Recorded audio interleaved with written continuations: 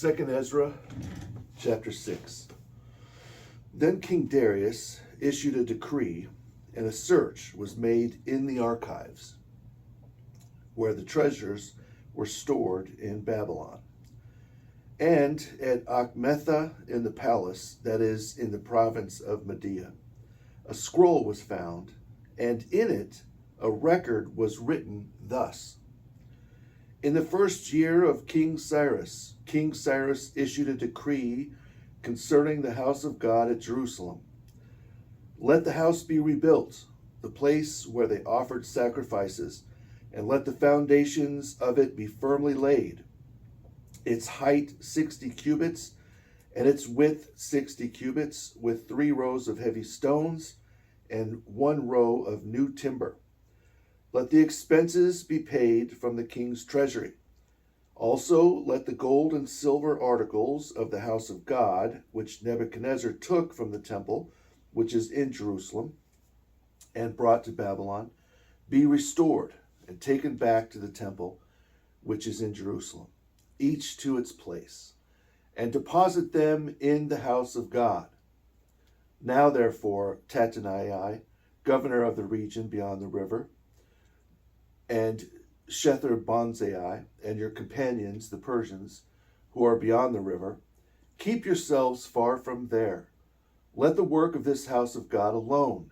Let the governor of the Jews and the elders of the Jews build this house of God on its site.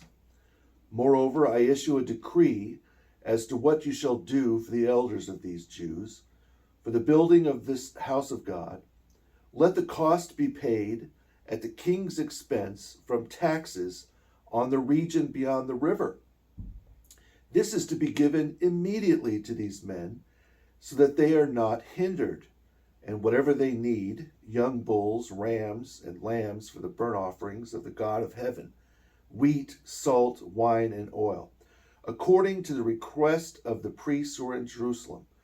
Let it be given them day by day without fail, that they may offer sacrifices of sweet aroma to the God of heaven, and pray for the life of the king and his sons. Also I issue a decree that whoever alters this edict, let a timber be pulled from his house and erected, and let him be hanged on it, and let his house be made a refuse heap because of this. And may the God who causes his name to dwell there destroy any king or people who put their hand to alter it, or to destroy this house of God which is in Jerusalem. I, Darius, issue a decree, let it be done diligently. Then Tattenai, governor of the region beyond the river, Shetharboznai, and their companions diligently did according to what King Darius had sent. So the elders of the Jews built, and they prospered, through the prophesying of Haggai the prophet and Zechariah the son of Iddo.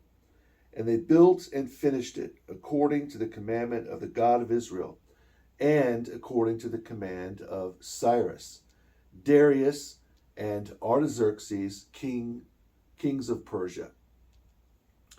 Now the temple was finished on the 3rd day of the month of Adar, which was in the 6th year of the reign of King Darius. Then the children of Israel, the priests and the Levites, and the rest of the descendants of the captivity celebrated the dedication of this house of God with joy. And they offered sacrifices at the dedication of this house of God: 100 bulls, 200 rams, 400 lambs, and as a sin offering for all Israel, 12 male goats, according to the number of the tribes of Israel. They assigned the priests to their divisions and the Levites to their divisions over the service of God in Jerusalem, as it is written in the book of Moses. And the descendants of the captivity kept the Passover on the 14th day of the 1st month. For the priests and the Levites had purified themselves. All of them were ritually clean. And they slaughtered the Passover lambs for all the descendants of the captivity, for their brothers, the priests, and for themselves.